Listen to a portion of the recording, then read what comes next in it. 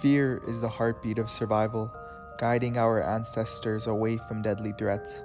But in today's complex world, what about the fear that creeps in without a clear danger?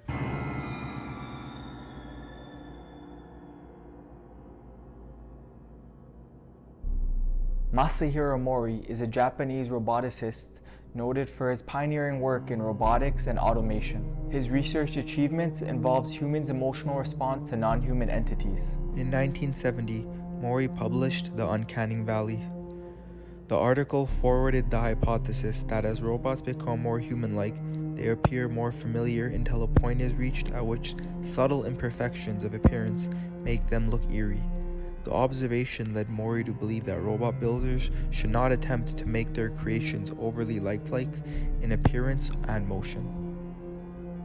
The Uncanny Valley graph charts the journey from non-human to hyper-realistic representation. At the left, non-human forms are accepted. As we progress to more human-like depictions, positive engagement rises until it peaks. However, as realism intensifies, a critical point is reached: the Uncanny Valley.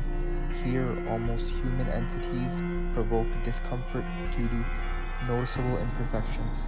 If the realism persists without reaching true human likeness, unease deepens. Yet, once a representation achieves near perfect human likeness, acceptance is restored on the other side of the valley. This concept is pivotal in crafting lifelike experience in robotics, animation, and virtual reality, aiming to captivate without unsettling the audience.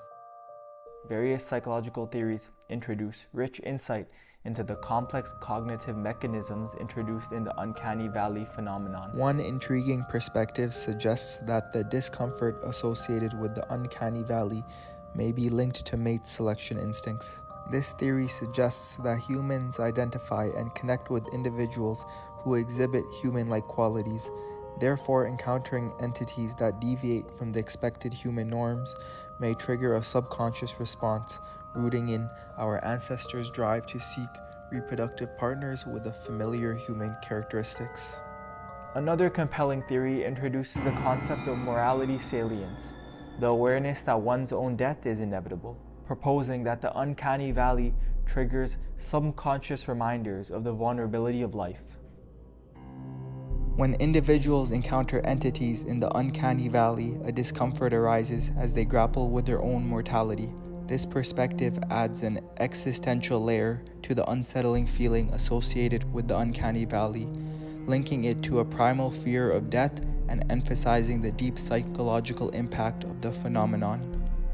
Furthermore, the Uncanny Valley is intricately connected to pathogen avoidance, the theory that the disgust response in humans is an adaptive system that guides humans to avoid infections caused by parasites, highlighting the importance of avoiding potential sources of disease in survival. Deviations from the familiar may raise concerns about potential threats, and the Uncanny Valley may serve as a cognitive mechanism alerting individuals to the possibility of encountering harmful pathogens.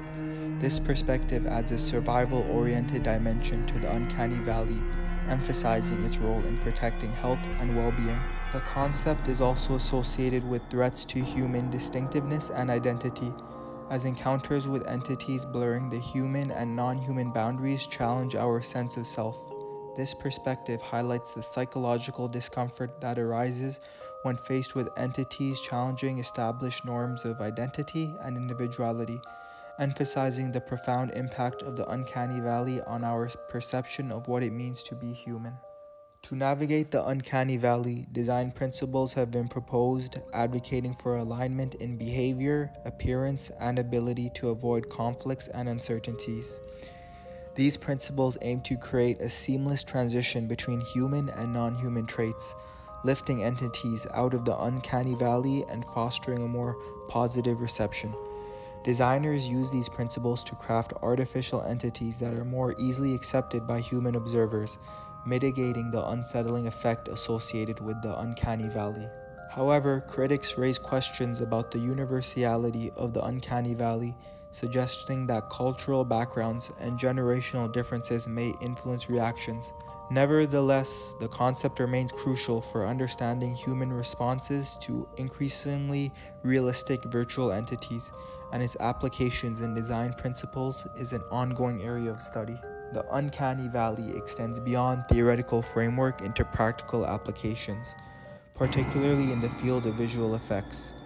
Films and animations are scrutinized for their potential to induce eerie feelings, with examples from productions like Final Fantasy, The Polar Express, and The Lion King illustrating how realistic depictions can trigger negative audience reactions.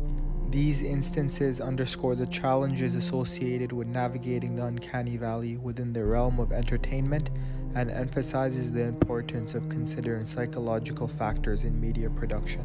Thank you, be well, and I'll see you again.